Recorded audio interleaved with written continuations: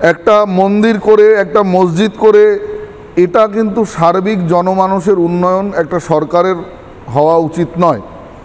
গভর্নমেন্টের একটা কংক্রিটলি future planning থাকা উচিত, যে ফিউচার প্ল্যানিংয়ে আগামী 5 বছরে আমি এইগুলো করব। লক্ষ্মী পুজো, কালী পুজো, শীতলা পুজো ওটা করার দায়িত্ব গভর্নমেন্টের নয়। আর তিনি ঈদের মঞ্চ থেকে কখনো গন্ধা ধর্ম বলতে কাদেরকে তিনি মেনশন করছেন?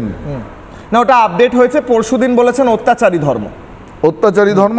সনাতন হিন্দু ধর্ম অত্যাচারী ধর্ম, যে সনাতন হিন্দুরা আবাহমান কাল ধরে একটা বৃক্ষকে দেবতা জ্ঞানে পূজা করেন, যে সনাতন ধর্মের অনুসারীরা প্রবাহমান নদীকে পূজা করেন, তাদের ধর্ম হচ্ছে, তাদের মতবাদ হচ্ছে আক্রমণাত্মক মতবাদ। তিনি কি বলতে চাইছেন? আদৌ বোধহয় তিনি সনাতন ধর্মের মূল আদর্শ, বিশ্বজনীন আদর্শকে জানেন না।